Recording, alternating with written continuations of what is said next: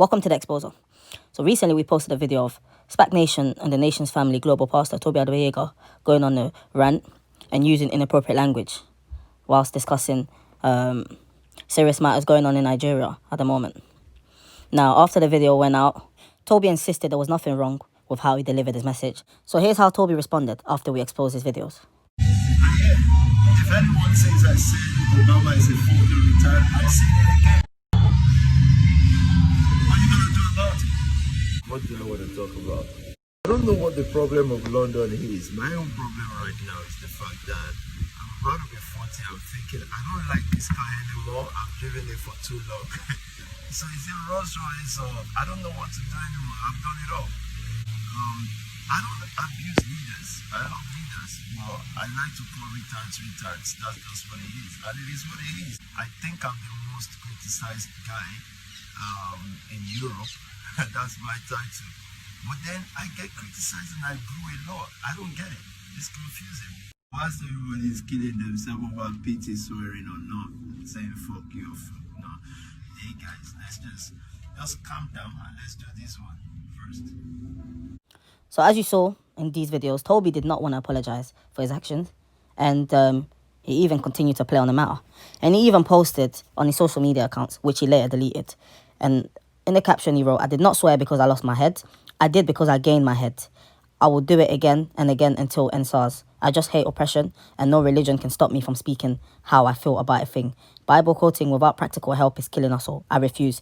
I said what I said, simple." So that was the caption on his social media, which he later deleted. So far you've seen a Toby who didn't want to apologize, didn't really care. He maintained that he will continue to swear. But here's what happened after. 1, 2, 3, 4, 5, 6, 7, 8, 9. Boom. Good morning. Monday morning. I hope you stay motivated. It's been a good time to be alive. I've just released a video on my page. I know blogs will soon pick it up. But I'm focused on one thing right now, which is empowering, like we always done. Young people all over Africa. The movement is getting bigger. And that's my focus right now. I'm not going to do it back and forth about. I've already said sorry for swearing. I've been forced to do that. And I've done it joyfully still. So as you just saw, he changed his tone. And that was after us being persistent on basically putting out a video, breaking down how it was wrong of him to use such language, knowing that he's got a lot of young people who follow him. And unfortunately, he's got a lot of people as well who see him as a leader, as a pastor. And he said some things that was very questionable in terms of faith, where he mentioned how God hasn't done anything with all the issues that's basically been going on. And as a pastor, it's the wrong words to use because he's almost encouraging people to lose faith in God and focus more on the actions, which is wrong from a pastor's point of view. And he mentioned another thing. He said that he did not want to apologize, so he's been forced to do it. So he tried to do it in a gimmicky way, but the reality is it hurt him to even do such videos. And that's only because he saw the reaction from people after we posted his video of using atrocious language, and also our response to that video. So here we'll play the full video of him apologizing. There's been a video going around about me using certain words to express my frustration about the NSAS movement. We've been supporting this movement and it's been peaceful until the 20th of October 2020. Military people or so started turning guns on civilians that they were meant to protect. I saw a live video, I heard gunshots, I heard people crying for help, and I saw people, bloodshed everywhere. Why? Because young people were asking for a better life in Africa. I'm human. I was frustrated. I'm still evolving, but I was human. I had nowhere to turn to at the time.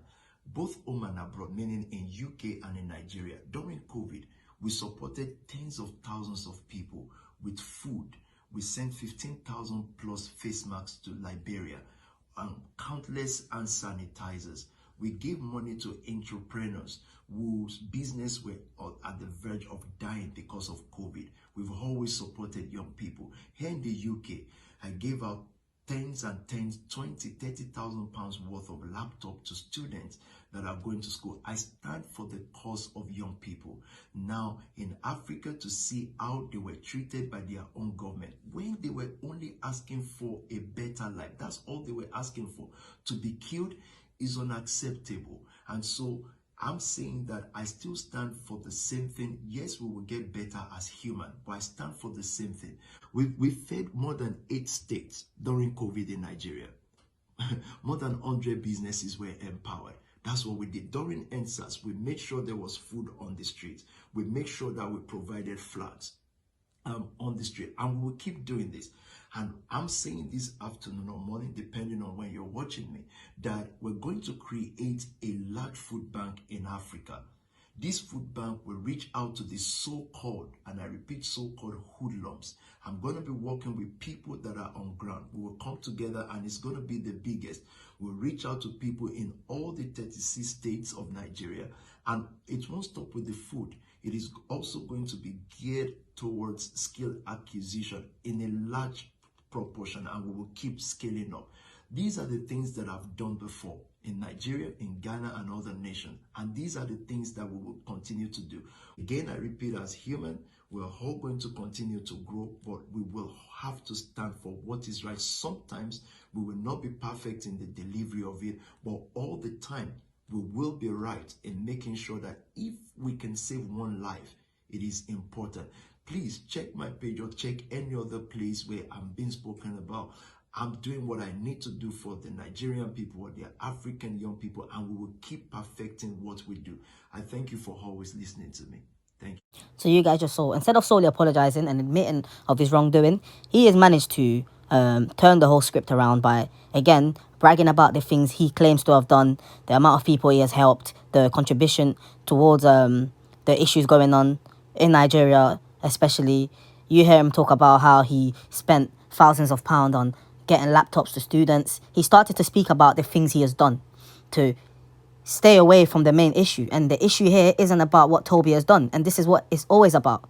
He always wants to brag about what he has done, even though we all know today how he gets things done. We all know the method of Spac. We all know how Spac make money. If you don't know and you're new to this channel and it's the first time you've seen a few of our videos, you should go to the beginning and you should watch the exposing videos of Toby so people understand the way this guy finances his organization. So you'll have a full breakdown and understanding of what this man does, how he manages to raise money, and what he claims to have done. So in a few words, I'll let some of the new guys who don't know much about Toby understand that what he does is he comes up with an idea. So if there's many issues going on, for example, right now in Africa, Toby will tell his members that they need to raise X amount of money. And what he does is his leaders will get told the target. And then each leader will have people under them.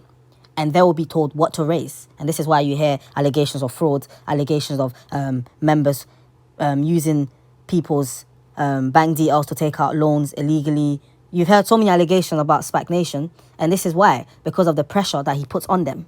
But he promises them and he gives them a lot of hope. He makes them feel so important, when the reality is this is just a scheme, just like many of the companies that you guys have heard of, companies like ACN and many other companies. It's the same kind of scheme that he has created as Spac Nation. So this is how he raises his income. And then he will use a small amount of the money he's raised to actually donate to certain parts of Africa. And I'm talking about a small amount of the money, and then he will come online and brag about what he has done.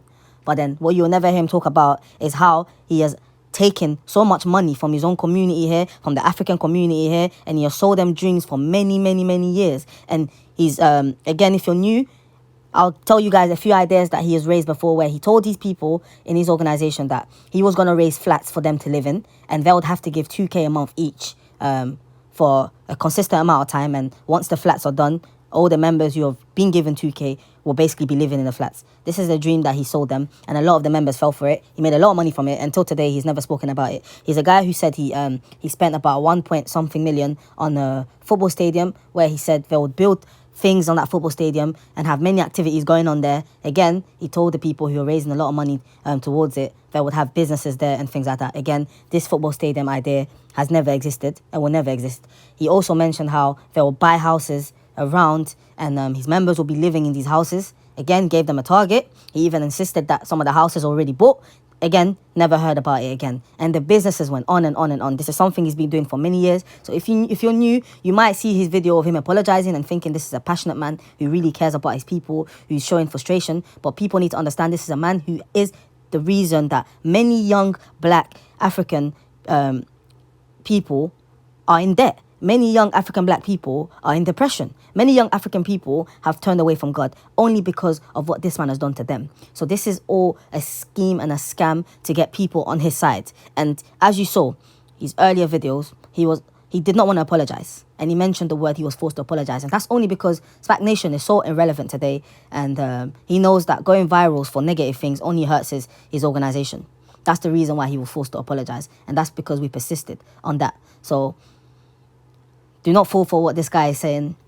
And do not invest your money into this guy's business. He's opened a foundation. So if you know what this guy is all about and you decide to give his money to him, and that's not just regular people, this is a message to also people who are popular, people who are famous.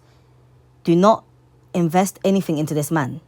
Do your research about this man to understand he has been robbing his people, allegedly, for so many years and has left many of his people in debt. Even his leaders who are with him today are in debt. They've got all the companies have dissolved and they've made nothing because all they've done is open up businesses and taken out loans and then close these businesses. And they've encouraged many other people to do that. And the ones who have left Spac Nation have been left by themselves, depressed, and not knowing how to regain that money. So do not fall for this stupidity.